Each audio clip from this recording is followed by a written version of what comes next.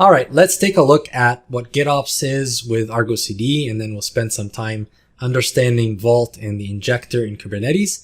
Then we're going to follow that up with a demo. So, intro to gitops with argocd. If you're not familiar with gitops, it's the process of having your application code and your infrastructure code all stored in Git. And basically, Git becomes your source of truth and you deploy straight from Git. In this case, argocd is a tool that implements GitOps principles, and it's implemented as a Kubernetes controller which continuously monitors running applications in your environment. It compares the current live state against the desired target state as specified inside of your Git repo. A deployed application whose live state starts to deviate from the target state is considered out of sync. You have the option to have auto sync enabled, so revert back to what you want your desired state to be, which is in your Git repository. And again, that's the source of truth that is available, or you can leave it at the default of manual, and then you can alert on a deviation if you wish. So argocd reports and visualizes the differences while providing facilities to automatically or manually sync the live state back to desired target state, as I mentioned. And then any modifications made to the desired target state in the Git repo will automatically get applied and reflected in your target environment. So it's an amazing technology, and many organizations are moving to GitOps. Now, let's take a look at the app, the demo app that we're going to use today. I call it the school app. And as you might know, I offer an academy, a teaching academy for DevOps and platform engineering.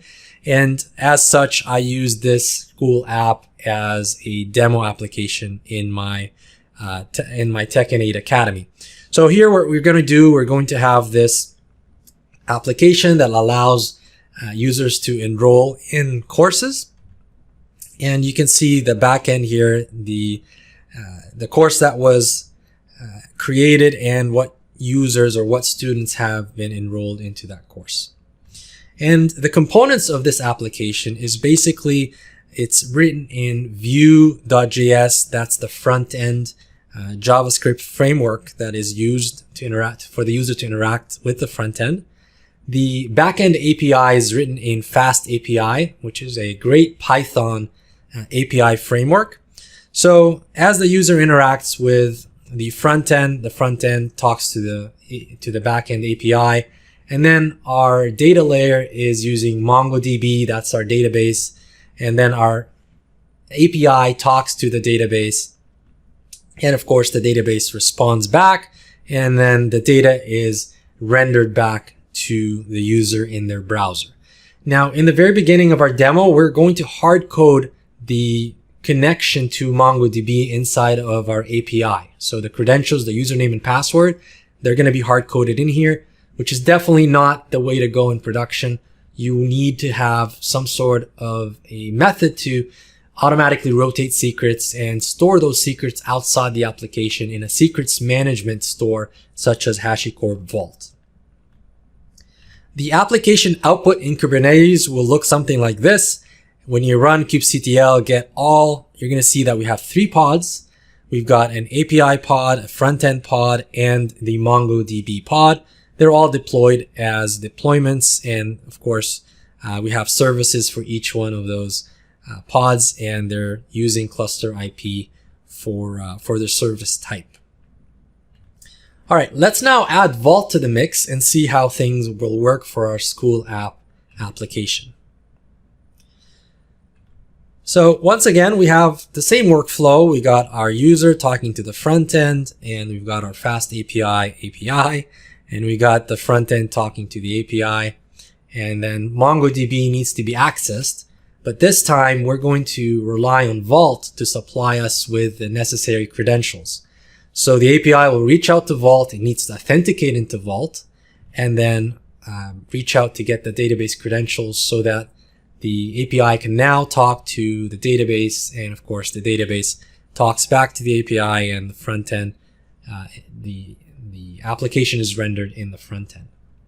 So to get to that step, we need to understand first the first step of accessing Vault, and in our unique case here is going to be using Kubernetes authentication method.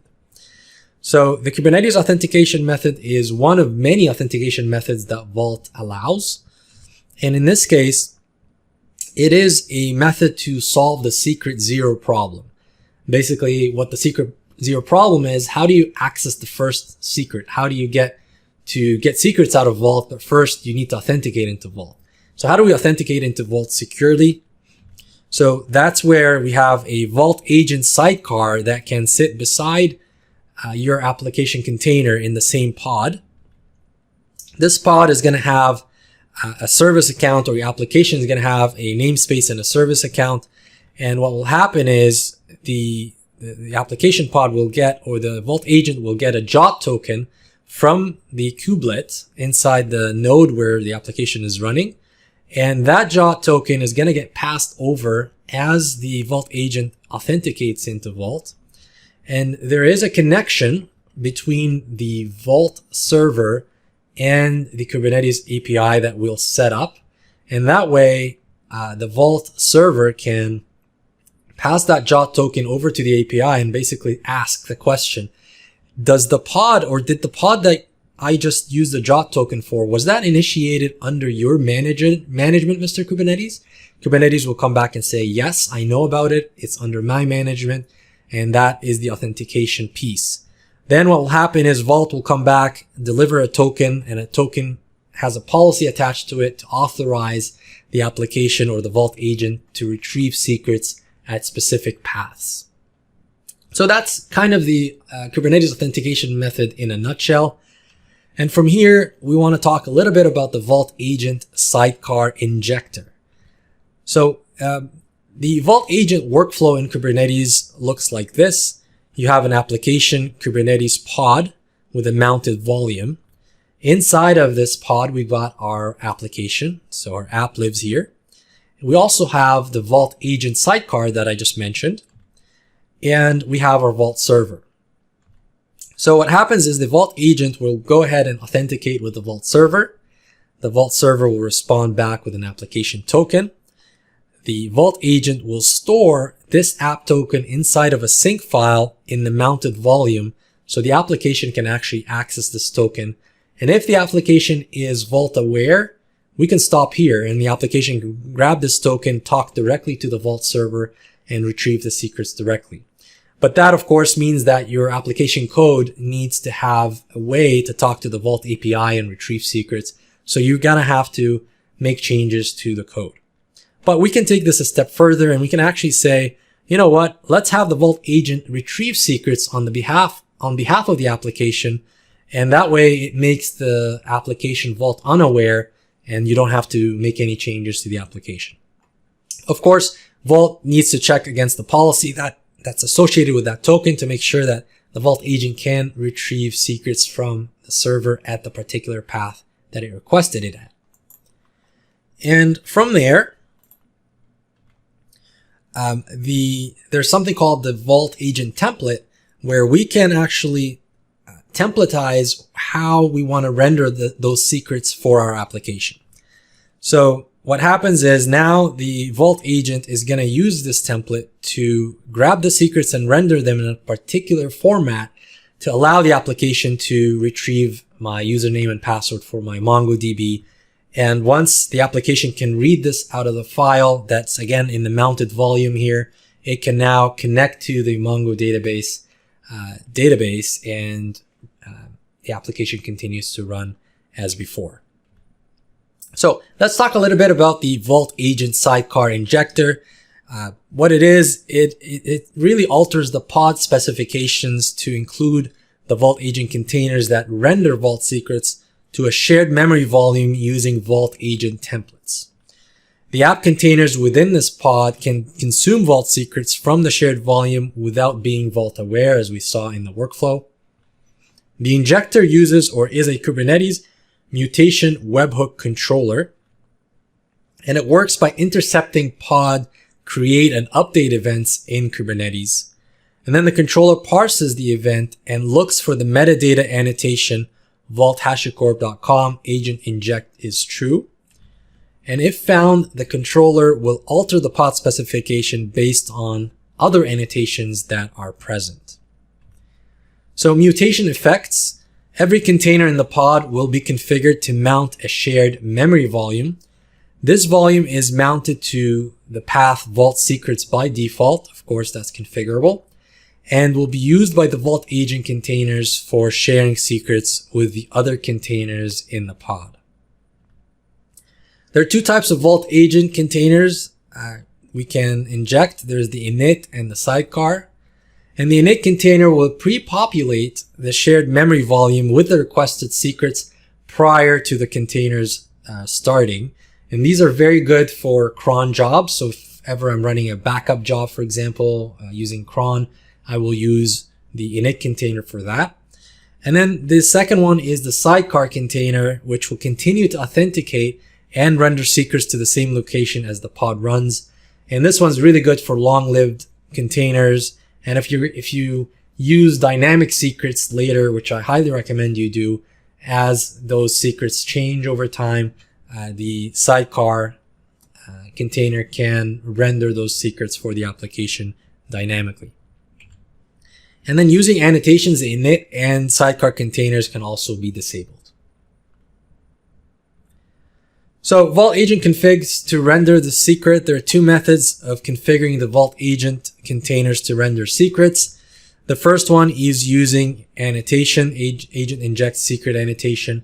The second method is to use a configuration map. So a config map that contains the Vault Agent config files. And only one of these two methods may be used at any time.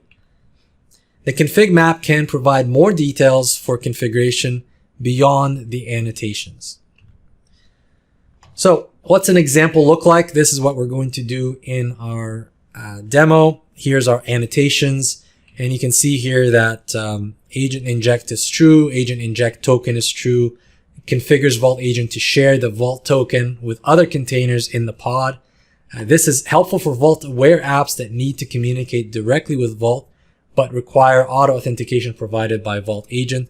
So if you're just going to use the token for a Vault-aware app, you need to have this. The update blocks further mutations by adding the value injected to the pod after successful mutation. And here's where we render the Vault token in this particular path, app secrets, and under the file called token, and we'll see it in the demo. And the role we're using here is called school app. If you want a full list of annotations, you can go to this particular URL to see all the available options for you. Let's take a look at the Vault Agent template. Quick review here. Vault Agent uses the console template project to render secrets. So the console template is a project that was actually used with HashiCorp console, but got extended over to the Vault Agent to be able to render these secrets as a template. And then this is useful for Vault unaware apps, as we mentioned before. The app's file system has the secrets dropped in by Vault. The app doesn't talk to Vault directly, and all it needs to know is what files to find those secrets from and how to read them. And again, a quick overview or quick review, I should say, of this workflow. Once again, we have the mounted volume where application lives. The Vault Agent lives here in the same pod. It talks to the Vault server by first authenticating using the Kubernetes authentication method. The Vault server responds with a token. That token gets stored in the sync file. And we can stop here, as I mentioned before. If the application is Vault aware, it can retrieve the token from here and talk to Vault directly. Or we can take this a step further and get the Vault Agent to retrieve secrets on behalf of the application and store these secrets in a particular file that is based on a template, so we can get the particular format that we want for our application to talk to whatever it needs to talk to, in this case, the MongoDB database, and now we're good to connect.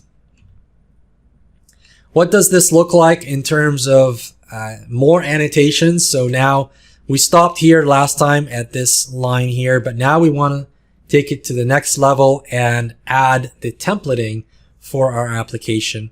So as you can see here, we are adding this annotation agent inject secret school app MongoDB username, and this is the path inside of Vault at this MongoDB path inside of internal data school app. And then we also have the password file. So these two will effectively tie into two files that you'll see down here.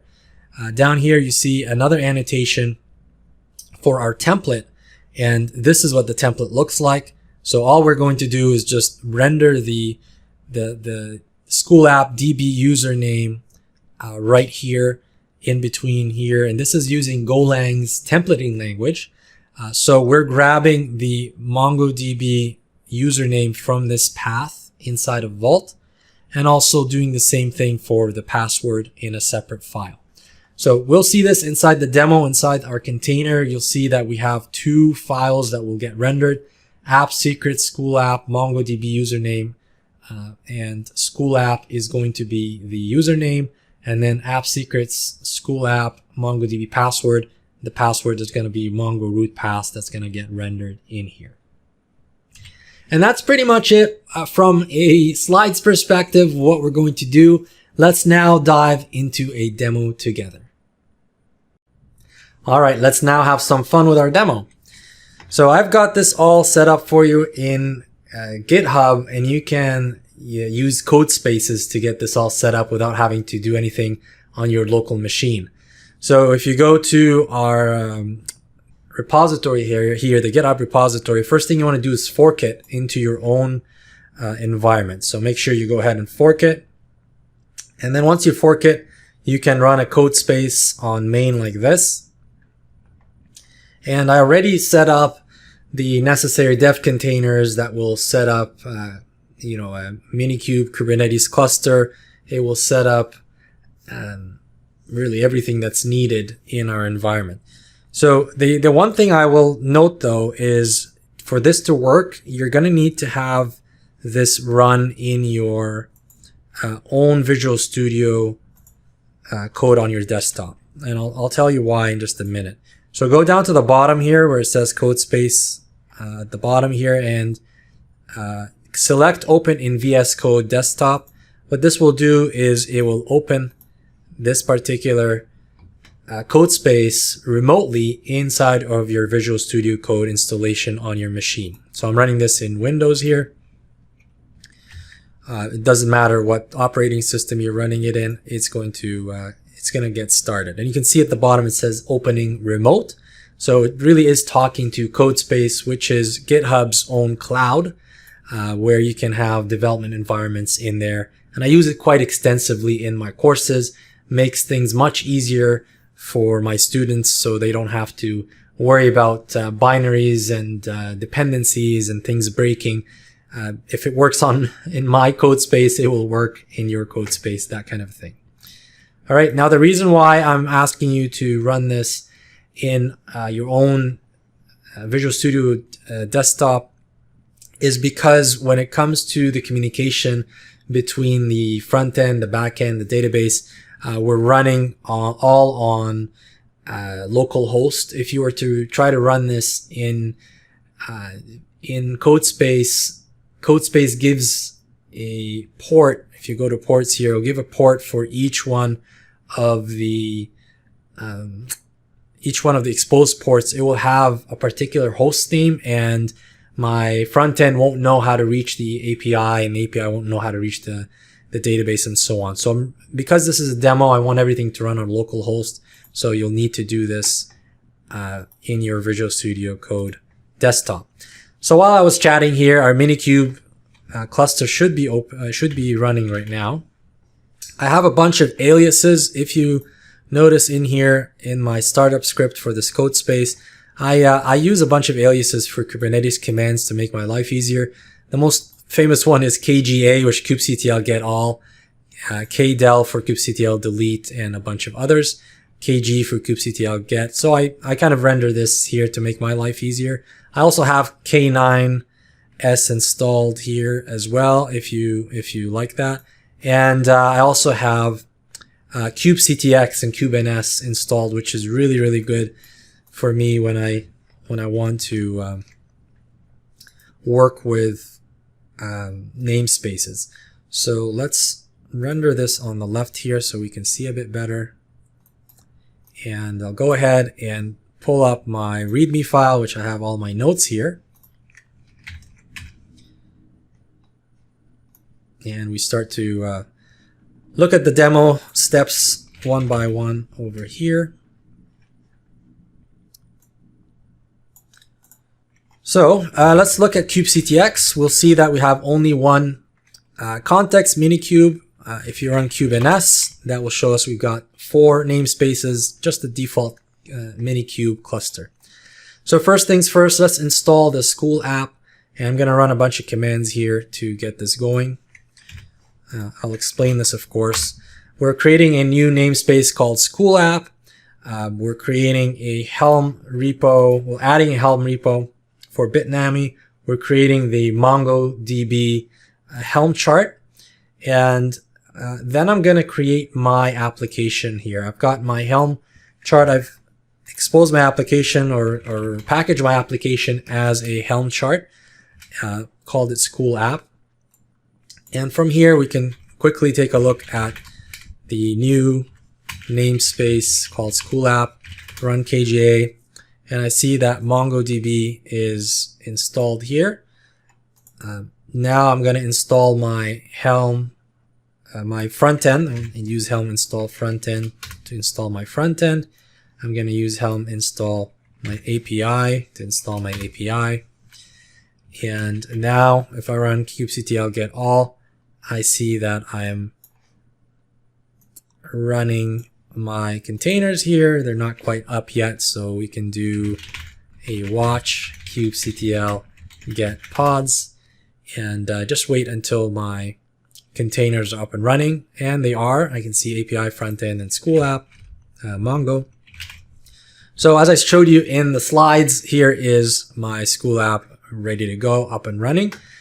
Just out of curiosity, if you want to see what this looks like, let's expose our front end and our back end. So that's the front end on port 8001, the back end on port 5000. I can open these in a browser window.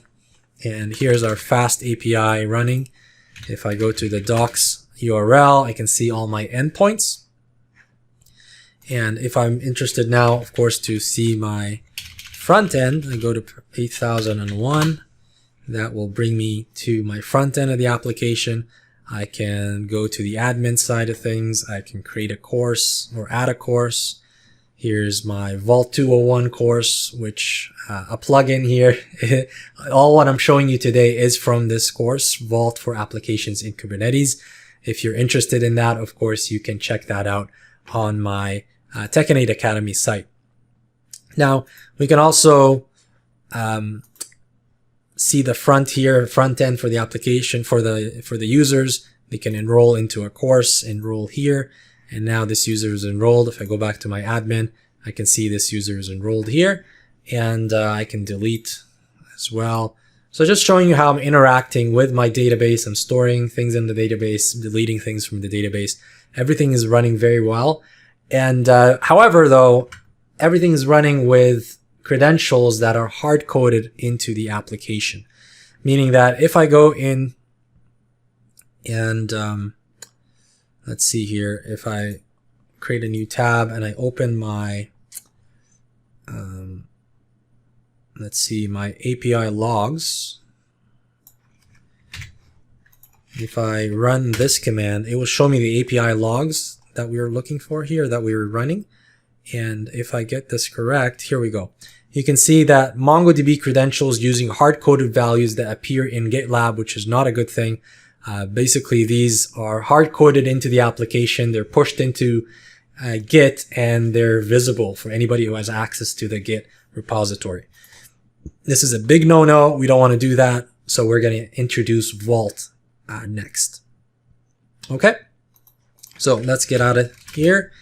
And let's see where we're at. We are going to now install argocd. Okay, so what we'll do is we're going to install the argocd server. So let's create a new namespace, call it argocd. All right, and we're going to use this kubectl apply command to install argocd for us in that particular namespace. Let's change our namespace to argocd, and let's watch our pods to make sure that argocd is up and running. So we can see here a bunch of pods that are still in the process of coming up. Almost there. We just have a couple more that need to be ready before we go, and we're done. Perfect. That was quick. All right, now let's expose the argocd API server so we can actually see the UI. So with that, we're exposing now port 8002. Let's open that in our browser. And from here, we should be able to access argocd. We just need our username and password. So let's go ahead and grab that. By default, argocd puts the password in here in this secret. So let's grab it. And there it is. Let's copy that and log in with admin and sign in this way. All right, we have a freshly installed argocd server, no applications ready or no applications deployed just yet. All right, so let's go ahead and deploy our application. But first, let's go into our school app and delete this namespace altogether, because remember, we now want to use gitops as our approach to deploying this application. So let's run kubectl or kubectl delete or kdelete namespace school app to delete this namespace, and we'll just double check, make sure everything is gone before we proceed, because obviously, again, we want to use argocd as the tool, our gitops tool, to spin up our application so it can monitor this application and make sure there's no drift. All right, let's run kubectl get namespace. Our school app namespace is gone. And now what we're going to do is we're going to run kubectl apply and use this argocd school app manifest to render our application. If you want to see what this manifest looks like, it's pretty straightforward. It's an application for argocd. It's going to be in the namespace argocd. The name is school app. The destination namespace is school app. The server is our Kubernetes server. The path is school app subchart, which is right here. This is what we're rendering. And we are grabbing the repo, which is our repo that we're in right now, the argocd vault repo, and we are creating a namespace as well. So if I were to run kubectl get namespace, I don't see anything yet. It should show up. So let's take a look and see what happened in the UI. Oh, there it is. So all you need to do is just click sync.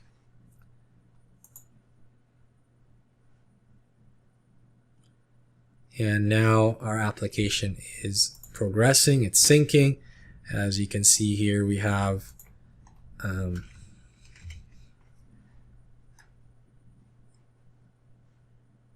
all the different pieces are running, and there is an issue here with our API pod, and the reason for that is before recording, I forgot to change my values for my application here to I need to disable these two fields, and then we'll come back and fix it later. So let's go ahead and disable this.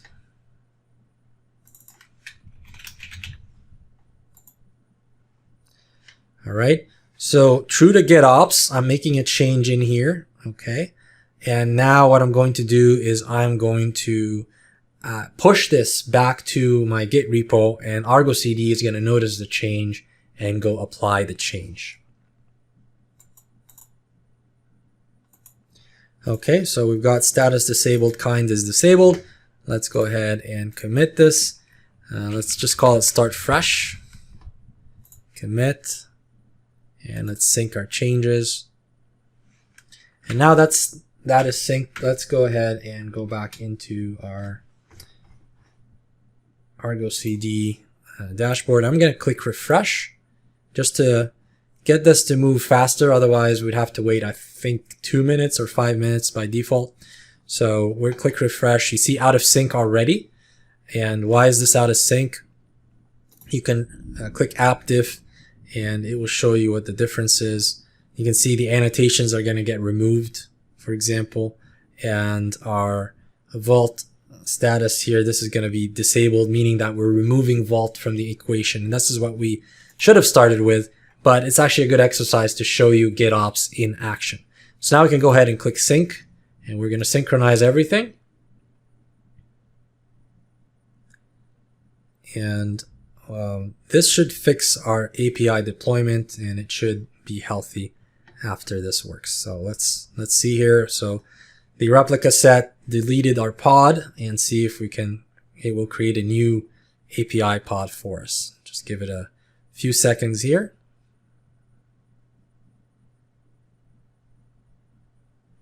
Maybe even a quick refresh because I'm impatient.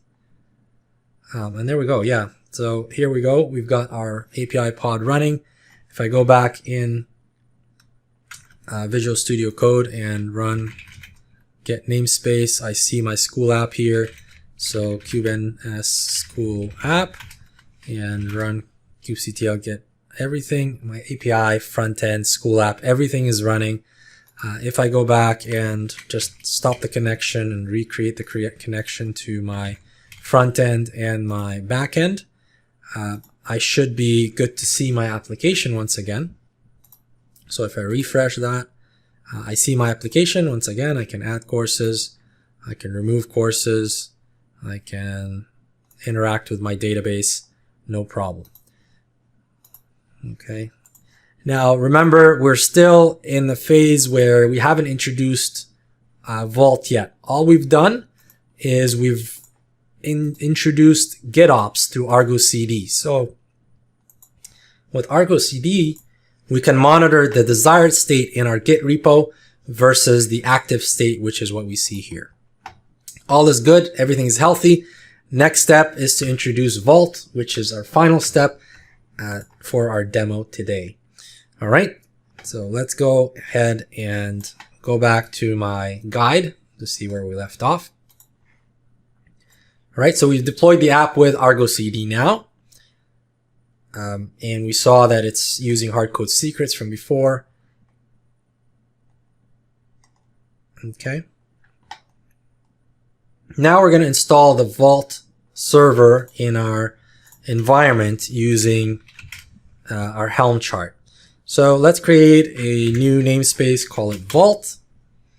Let's introduce or add our repo, our Helm release here, or Helm repository, and then we're going to install our Vault server inside of the namespace Vault.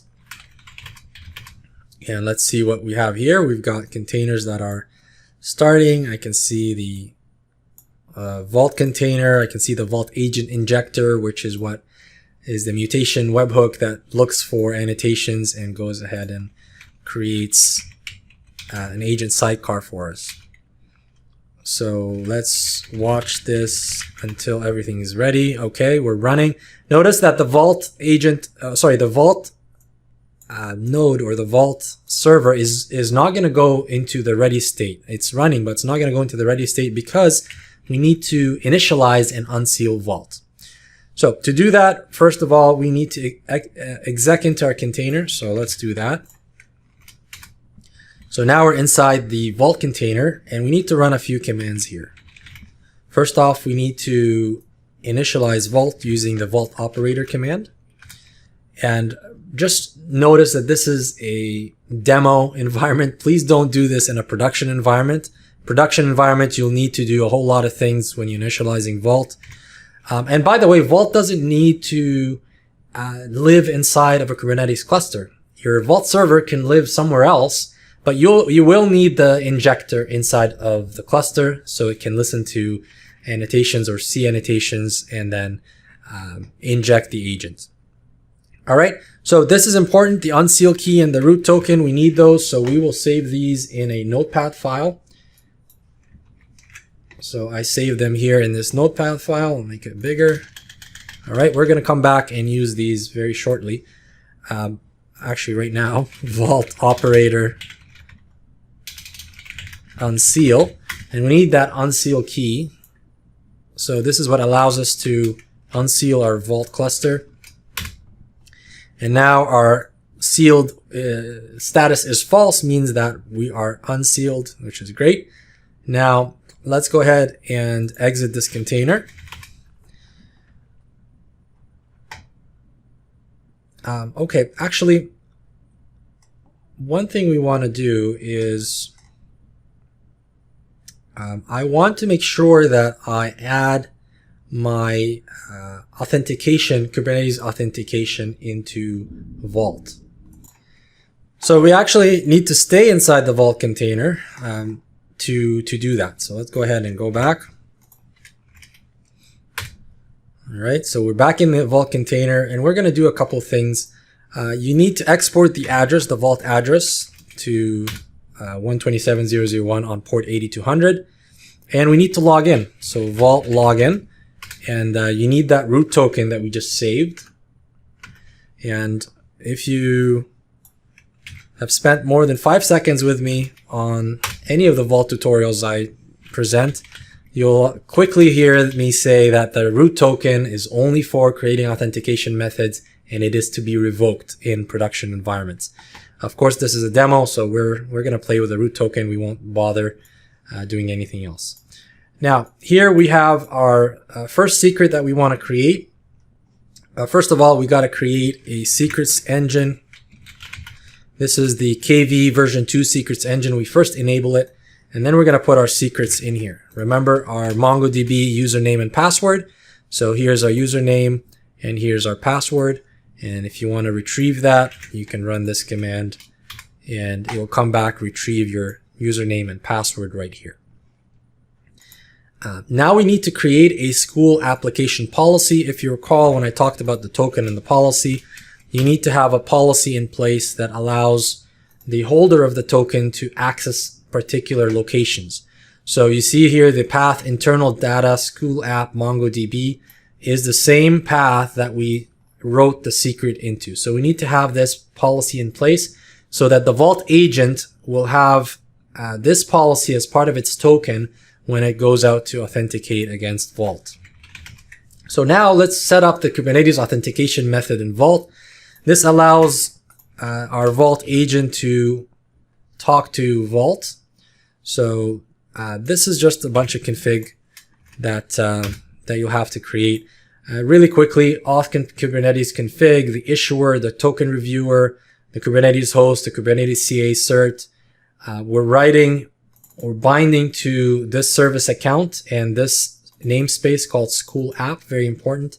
Policies is school app, which we wrote up here. So this policy is attached to this role that we're creating, the role called school app. And we're giving it time to live 5 seconds and maximum TTL of 20 seconds.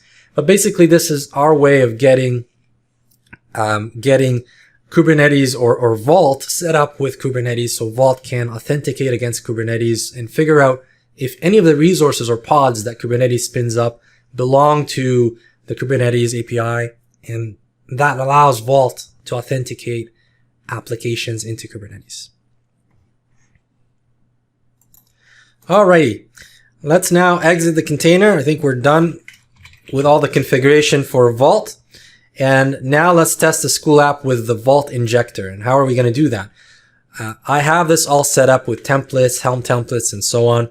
So all we need to do is go into the values.yaml file here as part of the subchart. And I need to just make changes here to do this. Instead of Vault being disabled here, I want Vault to have status of KV static injector template file and kind injector.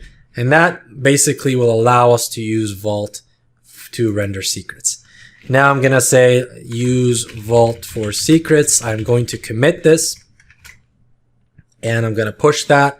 And again, in a production environment, you won't just have the ability to commit and push straight to the main branch. Of course, you create a pull request or merge request, you have a peer review, and then that gets merged into your main branch if that's the strategy you're taking.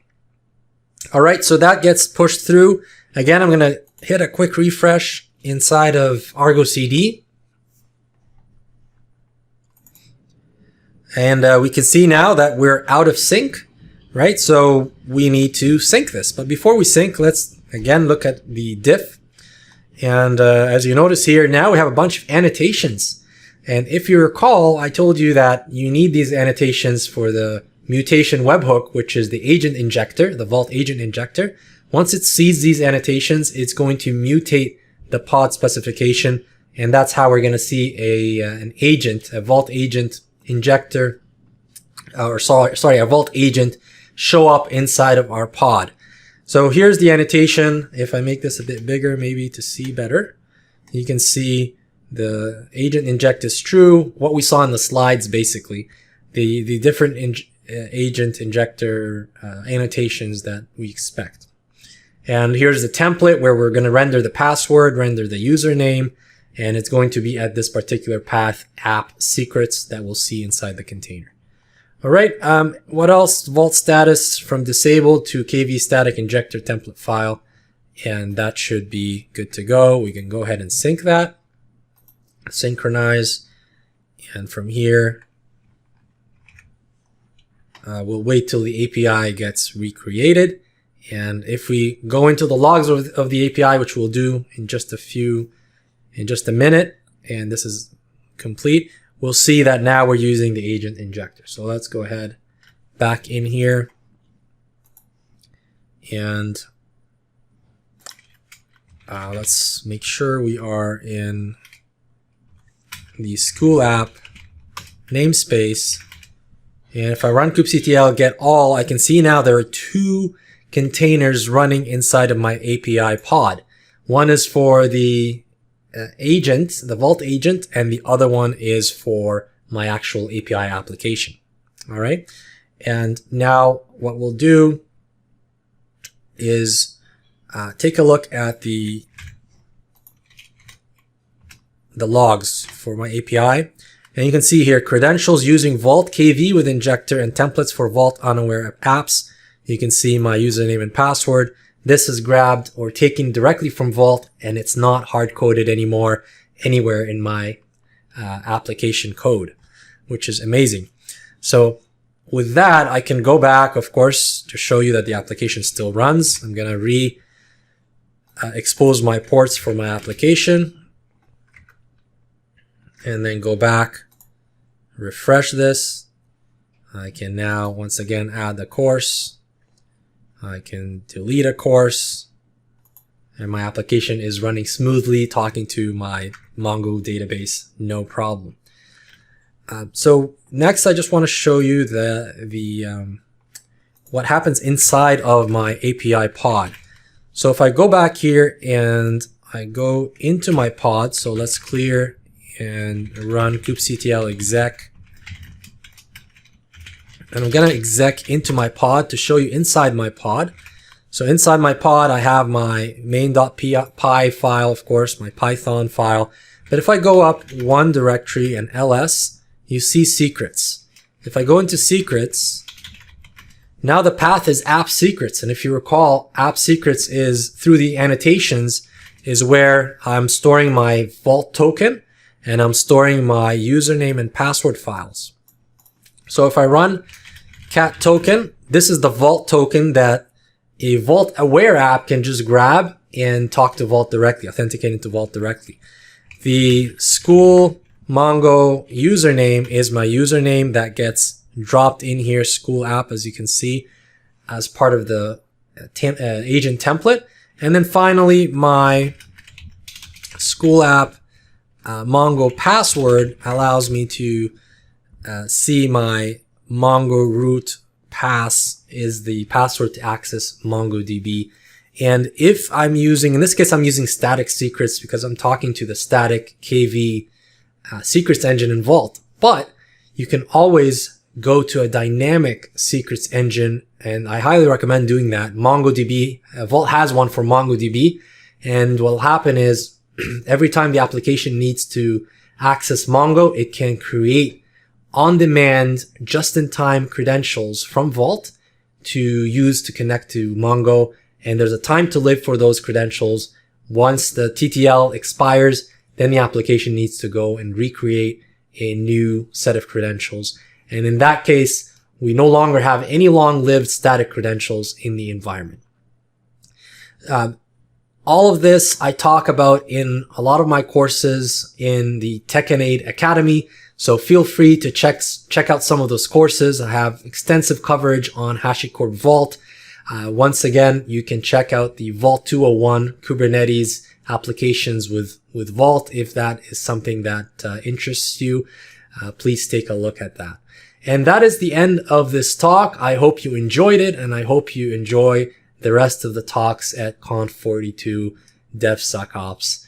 And I will see you in other videos.